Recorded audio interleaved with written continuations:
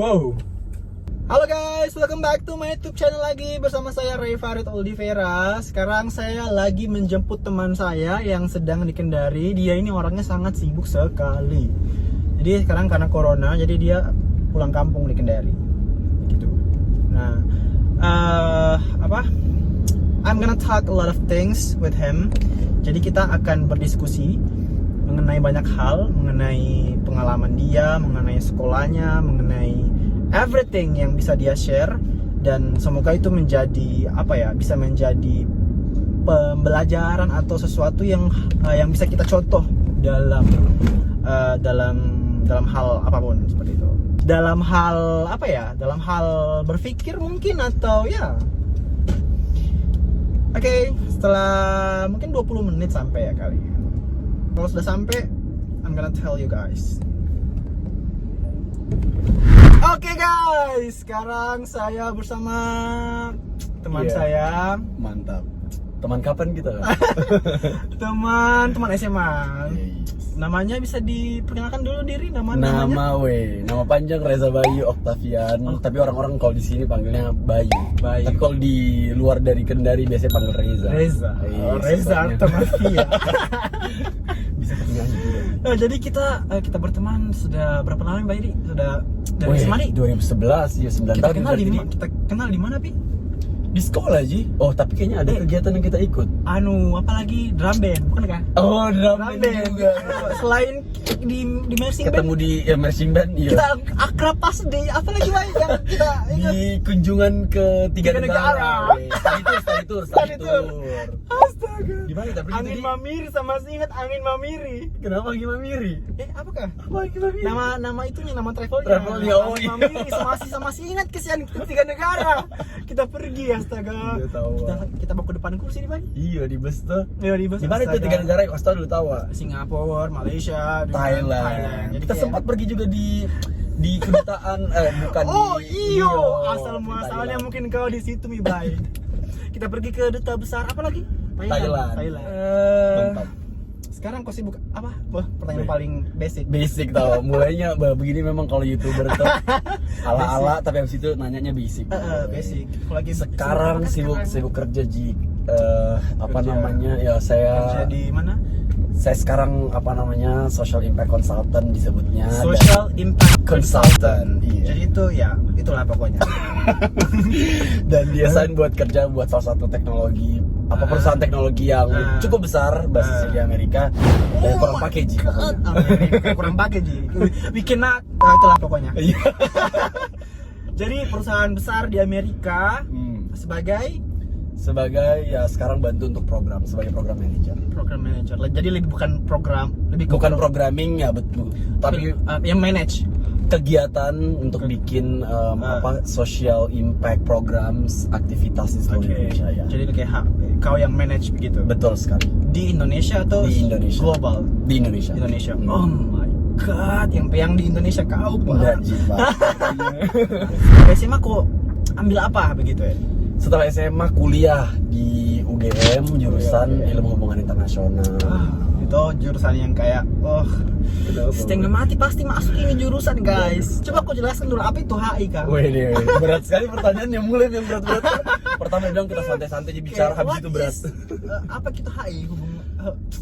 HI. Pokoknya itu jurusan yang dia bantu kita semua yang tertarik dengan dunia internasional, dunia global untuk belajar berbagai macam isu dan teori dan perspektif begitu. Jadi kayak orang yang suka ekonomi tapi levelnya internasional, yang suka politik levelnya internasional, sosial, apapun dibahas di HI pokoknya. So everything about international context dan landscape. Betul, jadi bukan kayak cuman sekedar kayak diploma or something. Jadi lebih ke general permasalahan internasionalnya. Betul, semuanya dibahas. Kalau kayak perdagangannya begitu masuk juga, ekonomi, perdagangan, pokoknya semua. Bahkan kayak sedikit tentang manajemen, kerjasama, semuanya ada juga di HI. Jadi memang broad tuh, tapi memang ada nanti spesialisasi yang kurang bisa pilih begitu. Nah, saya dulu memang karena saya suka isu-isu tentang keamanan, perdamaian, misalnya kayak tentang perang di Timur Tengah, misalnya tentang sengketa, misalnya skripsiku dulu Laut Cina Selatan. Kau tahu Laut Cina Selatan? Oh iya. Yang Filipina, Vietnam gitu. Yang di berita-berita itu apa? Berita-berita Iya, yang gitu. sempat booming. Iya, makanya Semua banyak tahu, orang yang guys. berpendapat kalau kalau mau jadi diplomat, jadi masuknya HI. Padahal tidak semua lulusan HI itu jadi diplomat, karena pilihannya sebenarnya banyak, tidak hanya yang di istilahnya tuh tidak hanya di pemerintahan, tapi juga di sektor swasta. Makanya misalnya kerja buat perusahaan multinational corporation, perusahaan internasional tuh gitu, Jadi atau kita kayak lebih kayak represent bagaimana kita kayak menghubungkan begitu tuh. betul sekali. Dan makanya bukan hanya pemerintahan juga, bahkan misalnya kayak organisasi internasional kayak PBB itu orang bilang, atau LSM, lembaga sosial masyarakat, atau bahkan jadi jurnalis di media. Itu di HI juga diajarkan, karena kita juga belajar tentang komunikasi politik. Karena kan how we buat sebuah koneksi itu antara dua. Betul. Cuma angle-nya mungkin beda. Jadi kalau mungkin dari orang komunikasi, mungkin angle-nya lebih teknis bagaimana dia present themselves sebagai seorang jurnalis. Tapi HI mungkin lebih mengajarkan secara konten mungkin. Kayak bagaimana kok bisa akhirnya sebagai jurnalis paham tentang isu internasional yang begitu-begitu. Jadi angle-nya yang berbeda sebenarnya. Nah, terus di HI kok ambil apa? Kayak yang apa? Apa yang kau ambil? Apa yang kau pelajari selama itu? Banyak sekali tadi yang saya sebutkan dipelajari. Kalau saya sendiri memang waktu di UGM itu saya khususkan untuk tentang isu perdamaian, isu tentang keamanan, tapi juga saya suka dengan isu-isu misalnya hak asasi manusia dan pendidikan.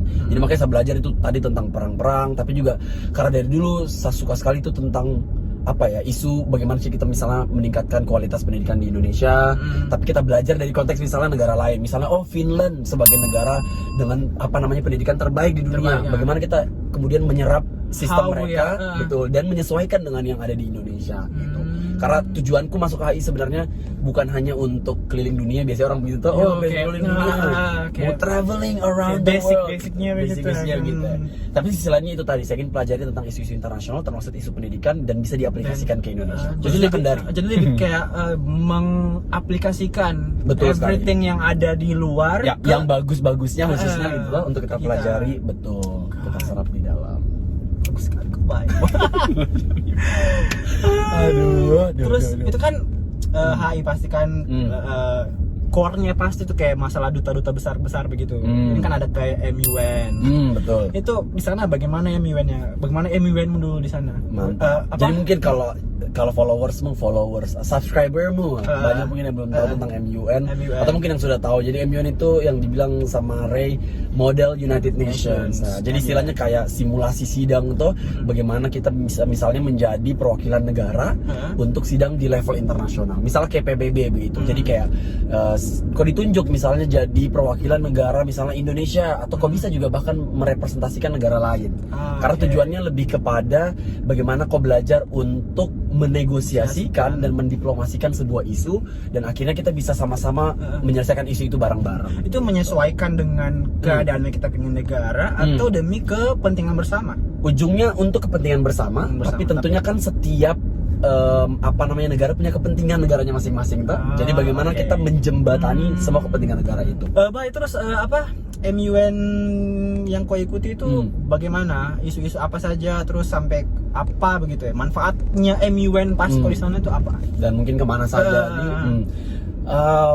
Banyak sekali isu yang saya sudah pernah ikuti di MUN, mulai dari isu tentang kesehatan, isu tentang lagi-lagi keamanan. MUN pertama yang saya ikut itu kalau tingkatnya nasional waktu itu di UI, namanya Indonesia MUN 2012. Nah, kebetulan lumayan lah, maksudnya pertama kali ikut, dan waktu itu kayaknya istilahnya juara 2, namanya outstanding delegate. Jadi dapat kayak juaranya lah begitu di MUN. Kayak bravo-bravonya begitu. Betul. Yang begitu ya. Nah, itu waktu itu bahas tentang Laut Cina Selatan di UI. Berarti kau sudah expert sekali buat kau tuangkan dalam skripsiku. Jadi kayak cuman kacang-kacang. Tidak begitu juga, Bos. Apa ini kau cuman mengulanginya begitu. Betul. Jadi memang karena sudah terlalu cinta sama isu. Terus yang paling jauh kau pergi Kemana? Setelah itu langsung ke Belanda, wakili UGM juga. Oh, Belanda di UGM. guys. Namanya Gara-gara MU Taimun. ke Belanda nih. Iyo itu, apalagi kalau Belanda. sudah sponsor-sponsor dari kampus tuh, kita berangkat gratis men. Astaga. Sudah itu yang Terus dicari. Belanda kemana lagi? Belanda ke Hong Kong, juara juga di Hong Kong waktu itu, Diplomasi Award. Terus ke Oh, ada award-awardnya kayak tadi God. Outstanding Delegate Award, ini Diplomasi terus Award. Terus Belanda. ketiga itu saya dipanggil menjadi chairman, jadi international director di Pakistan. International Directornya. Directornya. Jadi yang mimpin sidangnya. Kalau kan ya kalau di Belanda dan di Hong Kong itu saya jadi peserta sidang, tapi kalau di Pakistan saya yang mimpin sidangnya waktu itu. Kau lah ala-ala Wih, moderatornya. Ala moderatornya. Wah, jadi baik kau di Pakistan itu? Pakistan. Kau di Pakistan, kau manage those people Yes, students dan from semua peserta around the world. Ya. God. Gila sih, biasa.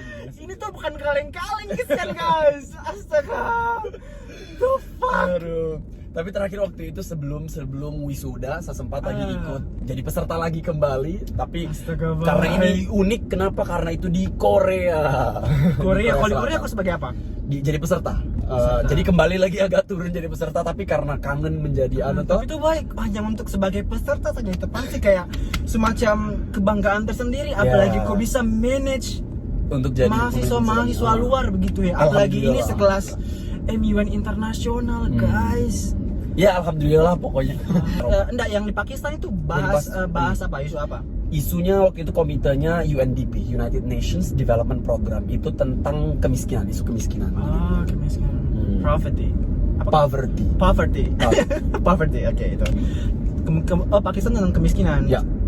Kau manage semua itu. God. Terus di Korea mengenai kesehatan. Mengenai sama UNDP juga. UNDP. Tentang isu pembangunan juga toh. Nah, terus first time kan pertama kali kau keluar negeri kan di Belanda toh. Kayak first Pertama kali time-nya luar negeri. bagaimana, Bang? Kayak ada kayak bagaimana kayak begitu ya. Iya. Kayak Pasti nih, jadi maksudnya kau prepare berapa bulan? Kalau prepare karena kebetulan maksudnya dari UGM kita ada komunitasnya toh, jadi untuk setiap mau lomba perwakilan kampus kita harus dipersiapkan terlebih dahulu. Kayak Kayaknya waktu itu di gambling dulu 5 bulan mungkin 5 bulanan. Jadi dari konten kita riset, kita belajar cara ngomongin komunikasi. Karena MUN itu yang paling saya pelajari sekali, apa yang meningkatkan kemampuanku dari MUN itu tentang public speaking. Berkomunikasi itu kayak how you bagaimana caranya kita bisa bernegosiasi, bisa berhadapan sama orang dengan bukan hanya berhadapan dengan orang dan berkomunikasi, tapi dengan manner yang baik tuh. Jadi manner yang baik itu dari bahkan posisi berdiri, posisi kita kemudian gesture, body language itu semua diatur dan maksudnya diajarkan untuk kita bisa bagus. Namanya juga ceritanya perwakilan negara tuh, jadi memang harus kayak cukup formal. Bahkan pakai jas kita kalau. Tapi bagaimana juga kok bisa mengerti isi pembahasannya, pasti kayak betul. Semua pembahasan pasti kok harus masuk begitu. Betul sekali. Jadi tantangannya memang selama berkomunikasi juga harus dipastikan kalau isinya juga bagus toh. Isi yang kita omong, karena itu memang makanya riset dan belajar tentang kontennya itu penting. Guys, itu tuh bukan kayak astaga bye. Orang harus ikut kalau yang ada kesempatan buat ikut MUN guys, harus harus kayak dia nanti kesian. Amin. Harus lebih dari saya. Sebenarnya kayak bagaimana kok bisa sampai kayak begini Kak Bay? Bagaimana bisa masih kayak ingat gini? dulu tuh waktu kita masih SMA, kita masih kayak berbaris di belakang. Kau kan ada hari Sabtu itu kayak English Day. Kau masih ingat? Iya, sama ingat. English Day kita kesini masih si kita di belakang, kita kayak cerita kau sudah kayak bicara di atas kayak astaga, bayi lagi yang bicara. Sekali memang. Dari SMA memang sudah kayak your ambitions to be Yes, betul sekali. Kayaknya memang dari kecil sebenarnya yang angle pentingnya bukan ambisinya, tapi saya tahu goal apa yang saya ingin. You know what you want. Yes, saya tahu apa yang saya mau. Dan itu makanya yang penting buat semua orang sih sebenarnya tuh harus tahu apa itu end goal yang akan korang. Maksudnya kayak selain mempertanyakan korang lahir di dunia kayak begini apa lantas apa yang kau bikin. Karena backgroundnya kita semua kayak tidak mempengaruhi asal kau bisa dan kau mau tuh. Exactly. Jadi betul, tidak ada pengaruhnya kayak kau mau terlahir di mana, kau masuk di kuliah di mana, SD SMP-mu itu misalnya dari kampung kah. Ya, maksudnya sama-sama sih kita dari Kendari toh, bahkan saya lahir di Raha guys. Maksudnya di Kendari kayak sama aja dengan saya kita semua gitu tuh. ya. Kita pernah pergi di Lipo. Iya. Tapi kau lihat nih dia tuh guys, even itu udah sampai melalang buana begitu ya. Orang harus bayangkan dah pimpin orang di Pakistan, mahasiswa Amerika yang ikut MUN guys. Berarti Ya, you know what you want. Yes, you have to and know then, what you want. Dan kemudian tahu bagaimana cara untuk mencapai tujuan itu. how you Jadi akhirnya punya action plan tuh. Jadi misalnya, saya tahu tujuanku sebenarnya ingin berkeliling dunia misalnya tuh. Jadi kau tahu tujuannya. Caranya bagaimana? Ya pelan-pelan. Berarti step by step. Jadi kadang kita rasa satu tujuan itu berat, dan itu yang akhirnya bikin orang untuk malas tuh, untuk kemudian tidak mau melakukan sesuatu karena dia rasa kayaknya tidak mungkin. Kayak keliling dunia saya di Kendari jika sian tuh kayak tidak mungkin. Padahal kalau kau jabarkan kecil-kecil tuh, dengan cara misalnya belajar dengan baik, kau berarti ke sekolah dengan bagus, kemudian kau cari pengalaman, jadi kau kayak cari harus begini karena sama begini kayak begini. Kalau dijabarkan satu-satu, baru kemudian kau fokus sama satu-satu itu pasti akan tercapai. Tapi kalau kau fokus langsung di ujungnya besar sekali, kau lihat beban sekali. You're not pasti. ready for that. Yeah, you're not ready for that. Exactly. Betul Jadi sekali. kayak kau terlalu kayak ingin sekali yang ini, tapi sebenarnya kau tidak siap begitu. Betul, karena kau belum tahu caranya mau sampai di sana seperti apa tuh. Begitu. Makanya walaupun saya rasa itu yang saya selalu bawa sebenarnya waktu di UGM tuh. Deg-degan tuh maksudnya kayak yang masuk UGM habis itu kayak dari kampung kasihan tuh kita rasa tuh kayak kita malu. Ada juga kayak kita rasa orang kayak kita dijudge tuh. Atau bagaimana kayak kita punya persepsi kayak terlalu besar sekelas UGM. Betul. Datang dari sekolah Kendari terus pas temanmu dari Jakarta, dari Jawa, rata-rata tuh di Jawa. Iya. Makanya deg-degan, tapi itu yang saya selalu tanamkan tuh kayak semakin termotivasi nih. Betul. Malah sebaliknya, kita putar cara berpikir itu. Saya dari Kendari, orang begini-begini. Malah saya bukan sama lu, malah saya tunjukkan sama orang bahwa orang Kendari juga berkualitas. Itu yang utama sebenarnya. Mantap sekali.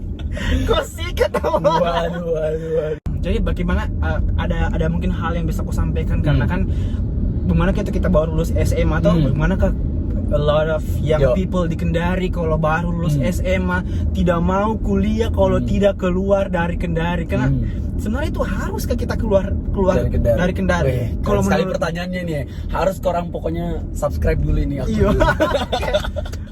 Bagaimana potong itu di Kendari tidak kuliah kalau tidak keluar guys. Betul. Nah, sebenarnya prinsipnya kalau sudah di abad 21 ini sudah tidak ada lagi yang namanya sebenarnya you don't have to move dan you don't have to and you don't even need to just choose kampus negeri itu tidak harus sekarang. Pokoknya swasta sekalipun, karena yang penting itu bukan tentang tempat kuliahnya, tapi bagaimana kau pribadi itu belajar dan mengembangkan dirimu di situ. Karena kampus itu kan mediumnya, jadi mau all about yourself. Betul sekali. Karena banyak you can. Iya, mungkin kebetulan saya misalnya bisa keluar negeri dan kemudian di UGM, tapi tidak sedikit juga yang dari kampus-kampus swasta yang bisa juga melakukan hal yang kayak saya sebenarnya gitu.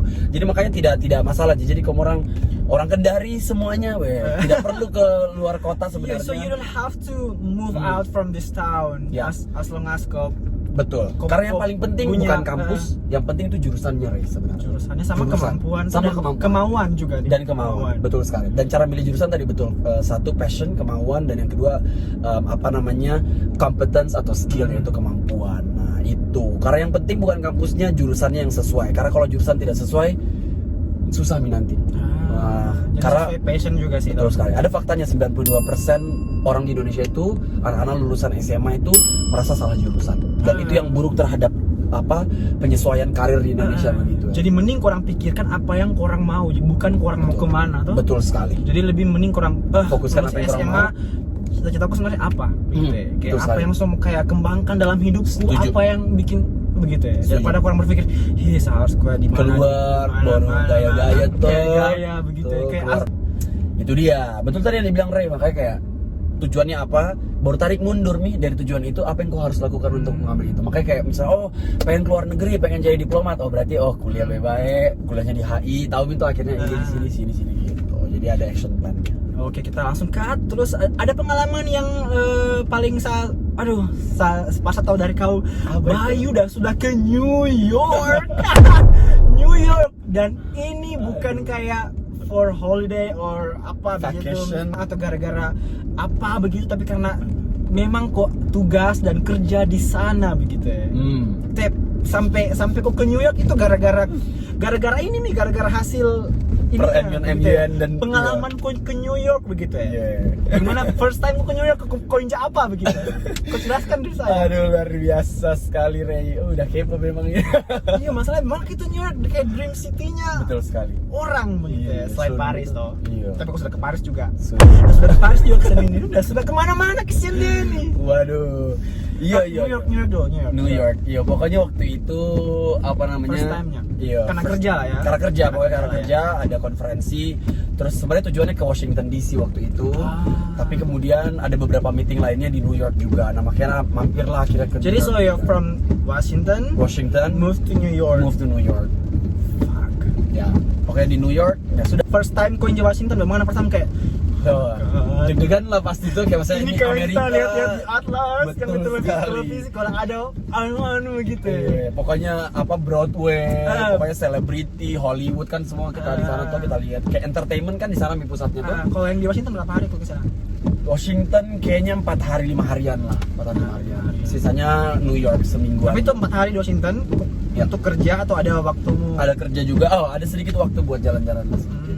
Terus habis itu 4 kau ke Washington, terus move ke New York. lagi. New York sama juga masih kerja berapa Masih hari? kerja juga sekitar 5 hari lah. 5 hari. Hampir 1 minggu. Mana itu banyak di New York? Banyak yang paling seru pastinya dan yang paling deg-degan semua orang pasti tahu. Times Square. Times Square. Yang lampu-lampunya kayak banyak sekali. Yang ala-ala itu apa gitu yang ada itulah pokoknya Spider-Man. Spider-Man yang ini-ini tuh di gedung-gedung itu tuh. Itu dan kebetulan waktu itu winter jadi dingin, seru dan ya Times Square lah. Dan semua kok ke orang. New York ini bukan untuk kegiatan kaleng-kaleng. Bukan untuk kegiatan kaleng-kaleng. Pasti kok prepare toh untuk ini Harus kegiatan. prepare. Kok prepare. Iya. Betul. Bagaimana anumu kayak Persiapanmu. Hmm. Sama juga karena apa namanya kebetulan ini konferensi toh jadi saya jadi pembicara di sana. Jadi makanya juga harus disiapkan Berapa bulan kau persiapan ini? ini tidak terlalu lama kayaknya beberapa minggu saja karena kebetulan tidak terlalu jauh waktunya untuk saya ditunjuk akhirnya untuk mewakili waktu itu organisasi sama Indonesia untuk ke sana jadi pembicara. Jadi udah dalam waktu 2 minggu mungkin toh sudah belajar lagi tentang kontennya karena kebetulan itu ngomongin tentang kerjaanku jadi saya sudah tahu secara konten itu apa jadi lebih paling persiapkan kayak Bagaimana kau kasih saya present tentang itu dan bisa di-deliver ke mereka Betul. semua. Betul sekali. Begitu. Deliverynya bagaimana biar bagus, bisa ditangkap dan bisa dimengerti dan menarik pastinya toh biar jangan sampai kayak dari Indonesia jangan sampai mungkin orang sana, berapa orang ketemu? waktu itu kayaknya 90-an negara ada di sana dan setiap negara ada organisasi yang mewakili juga. 90 negara. Sempat waktu itu di fitur di VOA juga saya. Nah, kalau kamu Masa? nonton, iya, Voice Yuk of kemana? America. Astaga. VOA itu yang di Metro TV guys. Ada tuh biasa di Metro Iya. TV. Tim VOA. Iya. Kayak begitu. Iya, iya, wawancara juga. God, I'm so proud of you. Thank you, bro. Astaga, bayu. Terus itu 90 orang di New York. Hmm. Kau dikasih bicara, present Ya. mengenai kerjaanmu. Ya. Selama kau presentasi itu kayak kau nggak deg-degan atau biasa sih? Deg-degan pasti. Selama kok kerjaanmu sekarang kan lebih banyak kayak persentase begitu toh. Ya, ya, Tapi ya. masih ada kayak kadang kok takut atau kayak Weh, how masih. you deal dengan permasalahan kayak begitu. Ya, masih sekali dan itu wajar. Jadi deg-degan, takut, tidak percaya diri itu masih ada bahkan sampai sekarang tuh.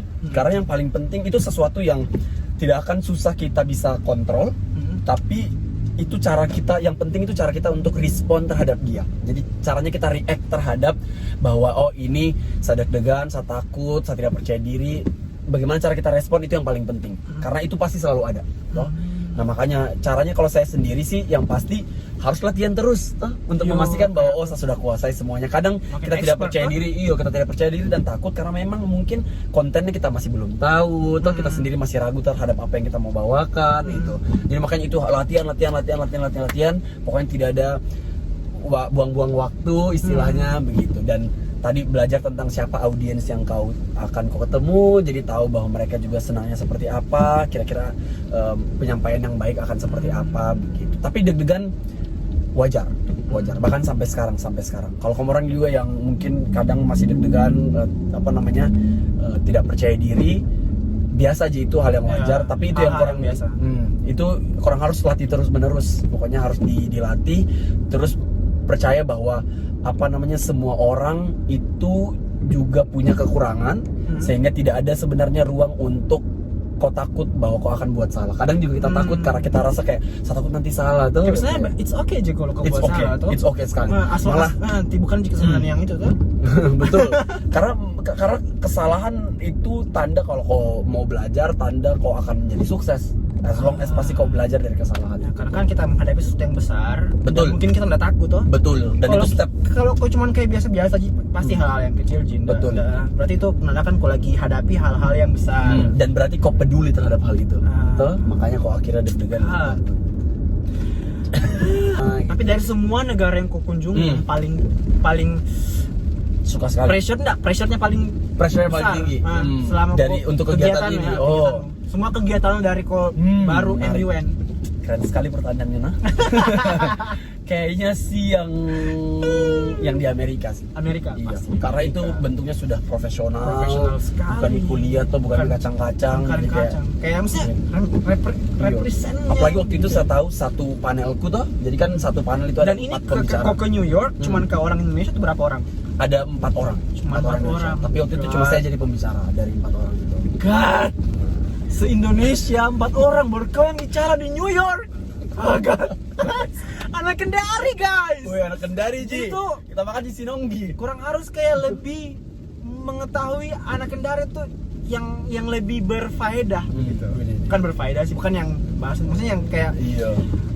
ada aja anak Kendari yang Bisa membawa bisa inspirasi mungkin menginspirasi lah, iya, begitu. memotivasi Jadi lah memotivasi. sedikit, Jadi kurang tidak harus kayak Kendari, kenapa Kendari cuma di Kendari saja kehidupanku begitu he. Padahal kau salahkan lingkunganmu, bukan kau salahkan dirimu begitu, betul he. sekali. Setuju sekali. That's the Jadi right point. sebuah pemikiran yang salah. Iya, harus dibalik. Jadi Harus jangan kebalik. pernah kau salahkan bahwa kau terlahir seperti ini, kenapa saya lahir di Kendari, kenapa saya besar di sini, bukan. Tapi kau harus pertanyakan lantas apa yang kau harus lakukan untuk kau bisa menjadi lebih baik. How to move out begitu ya. Bagaimana caranya kau bisa keluar dan jadi orang yang wow. Lebih baik. Dan ini tuh kayak pasti kau harus manage, kau harus kayak produktif sekali berarti hidupmu ini baik. Jadi sebenarnya bagaimana gitu kayak menjadi seorang young generation yang produktif Gila. in life. Ini pertanyaannya kayak ala-ala putri Indonesia kayak gitu. Nah, pertanyaannya seru sekali. Pokoknya menurutku sih being productive is about knowing what's your goal. Itu satu. Jadi kau tahu tujuannya apa. And then you know what's your role. Jadi kau tahu peranmu apa. And then you know what to do to achieve those goals begitu. Jadi ya 3 hal itu sih utamanya. Iya. Dan artinya dari sana itu kau bisa paham bahwa sebenarnya dibutuhkan sesuatu untuk mencapai sesuatu tuh. Keren Gitu. sekali. Sungguh sangat inspirasi sekali kau. Jadi intinya tuh ya begitulah. Jadi selalu artinya untuk mencapai sesuatu, karena kau tahu apa yang kau harus lakukan untuk mencapai sesuatu tersebut, artinya kau akan selalu isi waktumu secara lebih efektif, efisien toh. Kau bisa kemudian prioritaskan kerjamu. Jadi produktif itu banyak konteksnya, dari maksudnya kerja profesional sampai paling mendasar kan, paling basic core-nya cuma ini 3 hal. Ini 3 itu sebagainya. Nah, kadang tuh kalau orang produktif ini yang harus dihati-hati sama anak muda belakangan ini. Karena kadang orang berpikir bahwa produktif itu tentang yang penting melakukan sesuatu secara pelan-pelan dan kemudian bisa diprioritaskan. Tapi prioritasnya kadang orang rasa yang what they enjoy the most. Jadi dong akan lakukan sesuatu yang udah senang dulu tuh. Sementara itu seharusnya menurutku tidak boleh. Tapi yang kau harus prioritaskan ada mana yang value-nya lebih besar dan mana yang lebih penting lebih harus besar kerjakan untuk dapat lebih cepat mencapainya. untuk mencapai, betul sekali, untuk mencapai tujuan itu. Kadang kan kita rasa kayak saya ingin misalnya apa diet tadi, misalnya sudah paling yang penting saya coba dulu untuk misalnya tidak sarapan pagi tuh, atau misalnya dia bilang karena yang paling saya enjoy dulu deh saya kurang saja makan gula gitu. Jadi kayak sesuka-suka hatinya begitu dia bicara, dan itu tidak termanage akhirnya. Exactly, betul. Jadi we have to manage those things. Dan pastikan bahwa tadi kau harus lakukan sesuatu yang value-nya dan nilainya lebih besar dan lebih penting untuk diselesaikan terlebih dahulu. Itu. Nah, itu tentang manajemen waktu juga penting untuk Manage. ngomongin tentang produktif, being produktif begitu. Dan itu kan jadi produktif kita pasti kayak untuk mencapai tujuan kan kita harus produktif toh. Yo, Dan betul. tujuannya ini besar dan bagaimana caranya kita konsisten, how to be consistent. How to be consistent? Yeah. That's a good question. Another good question for me. Yeah, how to be a good consistent to get what you want. Yes. Kan sekali itu tetap pertanyaan kayak Putri Indonesia. Oke, bisa dijawab mungkin. Bisa dijawab? Oke, saya akan jawab. Sebenarnya sih, being consistent while being productive is all about, lagi-lagi you have to always remind yourself on what's your goal. Jadi kau harus selalu ingat terhadap tujuannya apa. Karena being consistent kadang kan we're distracted with a lot of informations. Yeah. We're distracted with a lot of kayak misalnya banyak orang yang bilang kau tidak akan mampu lah untuk Yeah. apa itu. dan Negative sebagainya. things. Negative things. Bad things are around Okay. us kan. Tapi akhirnya itu yang membuat kau lupa terhadap tujuanmu karena kau sudah terlalu terdistraksi. Nah, makanya being consistent is about knowing dan about reminding yourself that you have a goal and you want to achieve that goal. Oh God. That's how being consistent is. Yeah. Tapi memang kadang orang bilang kayak ya lebih gampang diomongin daripada dilakukan toh. Tapi hal yang paling sederhana dan yang paling aplikatif yang kau bisa lakukan sebenarnya adalah ya tadi bahwa kau tahu peranmu apa. Misalnya kalau kau siswa, kau tahu bahwa kau harus belajar ya toh. Kau harus kerjakan PR-mu. Sederhana itu. Sederhananya nih teman-temanku dorang mau pergi Dorang mau bikin nongkrong di apa, mana. iya. Saya tidak urus, saya harus Betul. Fokus, gitu. yes. Salah satu intinya juga untuk being konsisten itu betul, fokus. Fokus. Jadi tadi lakukan apa yang kau harus lakukan, do whatever you think is right, and so itu akan selalu put in your heart and your mind bahwa saya punya sebuah cita-cita, saya punya kemudian Goals. tujuan, exactly goals, and then I wanna achieve that. Itu sih sebenarnya.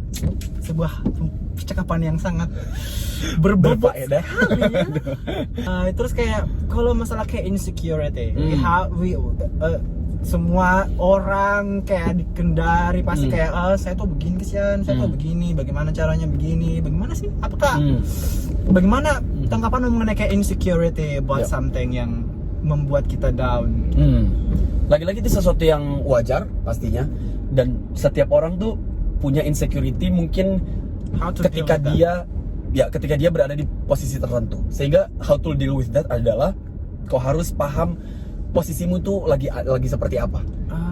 Jadi kau tahu status quo-nya istilahnya. Jadi kau tahu kayak misalnya sekarang saya lagi mau masuk kuliah, kayak saya tadi tuh mau masuk UGM tuh, dan kemudian saya insecure karena saya misalnya dari daerah. Jadi kau paham sendiri tentang ketakutanmu itu apa. Tahu bahwa ternyata saya insecure ini karena ternyata saya anggap diriku ini bukan apa-apa dibanding orang lain. So that's the point. You have to understand about yourself. Sebenarnya kau harus permasalahan yang inti dari insecurity-nya itu kau harus tahu hal yang paling mendasar kenapa sampai kau menyebabkan itu begitu. Betul sekali. Jadi semua sama dulu tidak sebenarnya. Exactly. Sebelum kau salahkan seseorang atau di sekelilingmu. Betul. Kadang kita being insecure, kita rasa kayak karena dia soalnya udah kasih begini saya, ini dia karena saya begini Kendari, karena saya begini. Betul. Saya Atau begini. ada hal-hal external factor tuh. Padahal yang paling penting itu internal factor. Ya. Betul. Jadi dalam dirimu yang kau harusnya tahu, karena sebenarnya kita tidak bisa mengontrol apa yang terjadi di eksternal tuh. Lagi-lagi kau tidak bisa mengontrol bahwa kau akhirnya lahir ternyata saya lahir di Raha begitu ya. Saya tidak bisa kontrol bahwa ternyata orang tuaku adalah orang tuaku begitu tuh. Tapi apa yang kau bisa kontrol adalah ya apa yang kau bisa lakukan dan kau bisa respon dari dalam dirimu tadi sebenarnya. Begitu. Jadi ya lagi-lagi wajar itu sih. Jadi jangan kurang takut. Sama nangis dengar. Saking bagusnya itu kata-katamu, Bay. Astaga. Perfect sekali, Pak. Jadi itu intinya, guys. Akar dari permasalahannya itu orang harus tahu dulu masalahmu apa begitu ya. Betul. Dirimu seperti apa? Itu yang mungkin dilupa juga banyak anak muda sekarang. Dia rasa tuh kayak saya begini-begini aja gitu. Kadang kalau kau tanya, kau paham nggak tentang dirimu? Belum tentu udah paham tentang dirimu. Padahal understanding about yourself is really crucial to be able to be in relationship with other people. Jadi kadang kau tidak bisa berhubungan sama orang lain sebenarnya bukan karena orang lain, tapi karena kau tidak bisa berhubungan sama dirimu sendiri dulu. Ya, kau nggak bisa kayak menerima saling begitu connected with. Connected, yes, betul sekali. Udah bisa deliver dia bagaimana tuh. Karena kadang dirimu sendiri yang belum ternyata terbentuk. Ada tuh kayak misalkan kayak malas kayak begini soalnya dia orangnya terlalu begini. Kau salahkan dia, padahal sebenarnya kau yang tidak bisa menyesuaikan dirimu ke dia. Betul. Bisa jadi ada hal yang di dalam internalnya kita yang kita belum we haven't delved internally bahwa ternyata saya begini pada orangnya misalnya. Misalnya aku bilang misalnya sesimpelnya tuh kayak ternyata kau orangnya misalnya pemarah, saya orangnya misalnya pendiam misalnya gitu. Nah itu kadang kita tidak tahu bahwa ternyata saya ini misalnya pendiam, sehingga mungkin ketika saya misalnya diusik misalnya sama dia tuh karena dia mungkin pemarah dan keras sekali, saya rasa kayak kenapa kenapa dia sekali kesan saya, kenapa kah begini gitu, kayak kenapa dia jahat sekali tuh orang gitu. Jadi kadang kita salahkan juga orang sifatnya kayak begitu. Iya begitu. Padahal mungkin karena kau tidak tahu dan mungkin kau belum bisa menempatkan dirimu juga ke orang lain. Bisa menerima itu. Betul, dan kita bisa menerima. Acceptance is the key. Acceptance is the key.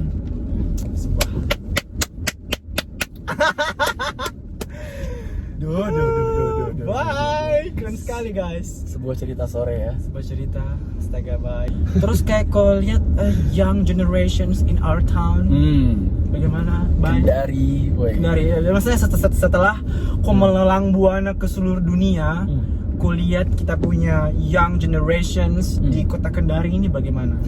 Dari segi education dulu mungkin. Education dan pola pikir. That's the most important part. Satu, saya harus bilang bahwa sebenarnya orang Kendari dan di Sulawesi Tenggara mungkin di umumnya ini bahwa kita punya potensi yang sangat besar. Bahwa kita sebenarnya kalau diasah dengan baik, masa kalau kita dikasih kesempatan, itu pasti kita bisa jadi orang yang hebat begitu. Nah, makanya permasalahan yang kedua adalah satu, memang kualitas pendidikannya kita masih menantang, masih belum terlalu bagus dari segi misalnya kurikulum pelajaran di sekolah. Nah ini mungkin sedikit saya share sedikit hal yang saya concern selama ini. Kadang kita di Kendari, di Indonesia bahkan, karena ini baru di beberapa negara di luar yang mungkin sudah paham bahwa kadang kita rasa ada yang istilahnya rata-rata. Jadi semua kalau di dalam dunia pendidikan di Indonesia itu dirata-ratakan tuh. Dari misalnya nilai, ada yang namanya basisnya nilai, ada yang namanya bahwa ketika IPA kadang dilihat sebagai orang yang lebih pintar daripada IPS, yang begitu-begitu. Jadi kita terlalu punya standar. Padahal standar itu tidak ada sejujurnya.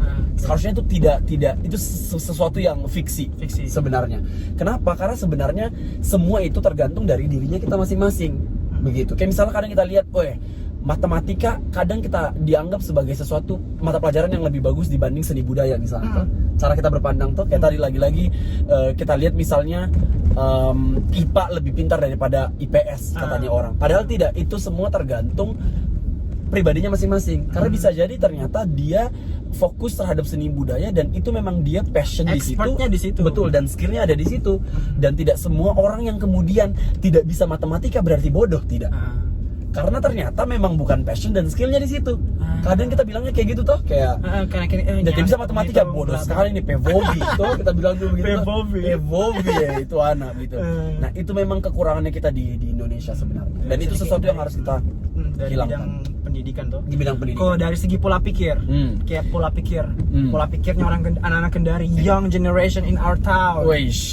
Pola pikirnya bagaimana? Kalau saya lihat pribadi, pola pikirnya kita memang masih belum terlalu berkembang dari sisi kita melihat bahwa kita punya potensi tadi dan kita sebenarnya bisa menjadi orang yang hebat. Sebenarnya kita terlalu terkungkung di bubble-nya kita sendiri begitu bahwa jadi definisi bahkan terhadap sukses dan kerennya orang Kendari itu agak berbeda tuh dengan orang lain. Nah itu yang sebenarnya menurutku apalagi kayak misalkan orang tuamu kok sukses kalau jadi PNS. Betul. Kayak PNS you have to be kayak begitulah pokoknya tuh. Ada pensiunnya dan seperti itu lah. Atau bahkan mungkin kayak kalau di kehidupan sehari-hari di lifestyle tuh. Dan kita sebagai yang generationnya tuh terpacu nih. Akhirnya kayak begitu terdorong.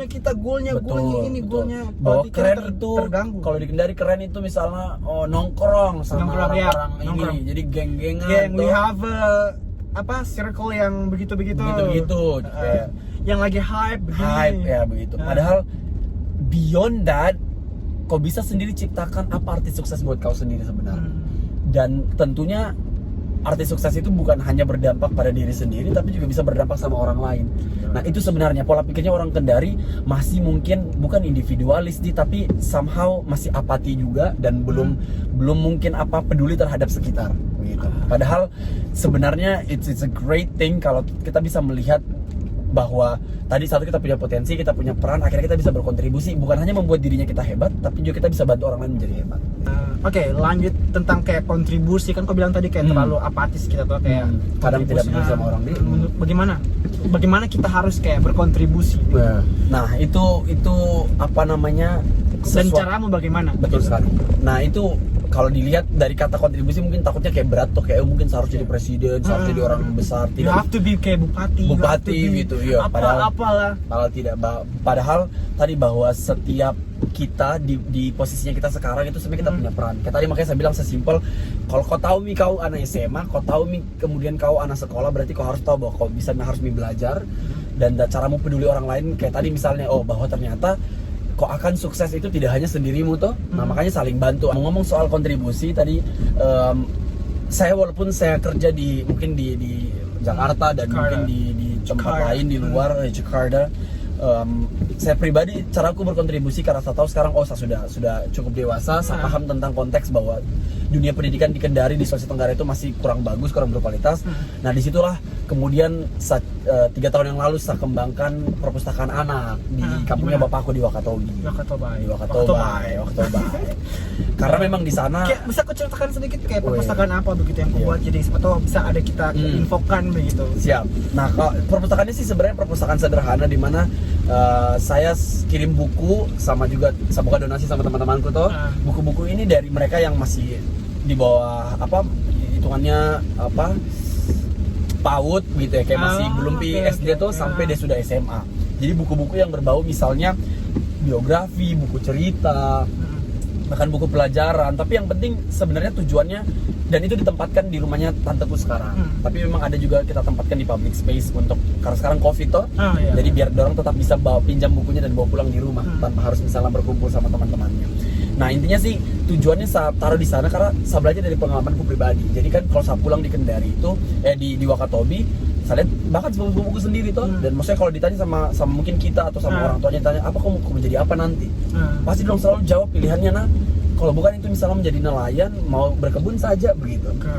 Yang saya bilang bukan kemudian berkebun dan menjadi nelayan itu tidak baik, tapi jangan sampai mereka memilih tujuan itu betul stuck di situ karena tidak ada pilihan lain. Dorang tidak ditunjukkan bahwa sebenarnya di dunia ini kau bisa jadi astronot, kau bisa jadi you can be anything, guru, you can be anything, exactly. Nah itu yang saya bikin dengan perpustakaan ini, kemudian mereka bisa berimajinasi dan bisa tahu bahwa ada kesempatan besar di luar sana yang menunggu mereka. Bisa jadi tetap misalnya jadi nelayan, jadi dengan tetap ada cita-cita dengan buku dorong belajar. Ya begitu. Betul sekali. Jadi mereka tahu akhirnya tadi ngomongin tentang membentuk tujuan toh. Nah disitulah dorong tahu bahwa dorong belajar untuk kemudian membentuk bahwa goalku akan seperti ini. Bahkan tidak apa-apa bisa misalnya tetap tidak menjadi nelayan berkebun, tapi bisa jadi misalnya ada bawa teknologi baru, berinovasi, innovated. Exactly. Di situ yang utamanya, makanya perpustakaan itu ada. Artinya kita tidak terstuck di itu terus. Bagaimana kalau kita berinovasi begitu ya? Karena lagi-lagi abad 21 teman-teman semua follower dan subscribernya Ray Farid, abad 21 sudah berbeda nih teman-teman. Jadi tantangannya semakin besar, kompetisi itu semakin besar, sehingga makanya kau harus tahu lagi-lagi, kau harus istiqomah istilahnya toh.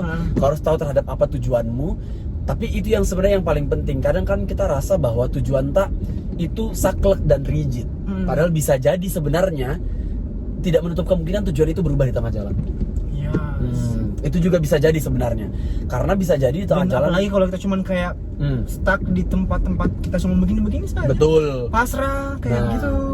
Ya. Bagi kalian yang mungkin masih kayak misalnya orang masih ragu sama tujuannya, belum yakin.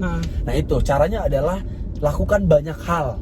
Jadi selalu menjadi produktif dan selalu luangkan waktu untuk mencoba macam-macam. Karena dengan cara itu kau akan tahu apa yang kau suka, apa yang kau tidak suka, apa yang kau mau, apa yang kau tidak mau, dan itu yang membantu kau untuk menentukan tujuan tadi sebenarnya. Begitu. Oke, jadi itu tadi pembahasan kita dengan Kakak Reza Bayu Octavian. Jadi semoga pembahasan dari kita itu ada manfaatnya. Amin. Bisa menginspirasi sih, lebih kayak Menginformasikan. Karena betul. kita belum terlalu bagaimana Iya, bagaimana belum juga juga sian. Vicento, Apa juga sian gitu. apa jika kita kesian. Jadi mungkin kita bisa menginformasikan kepada yang melihat video ini. Seperti itu. Dan terima kasih untuk kakak-kakak semua yang sudah menonton. Jangan lupa di subscribe, like, comment, and share to our social media biar banyak anak-anak Kendari yang nonton video ini. Wajib. Subscribe. Dan buat yang mau donasi buku ke Kakak Bayu, buku Ya. apapun itu, Yes. bisa langsung kesini juga. Ya. Nanti dihubungi. Thank you so much for your help, guys. Dadah. Dadah. Selesai ini.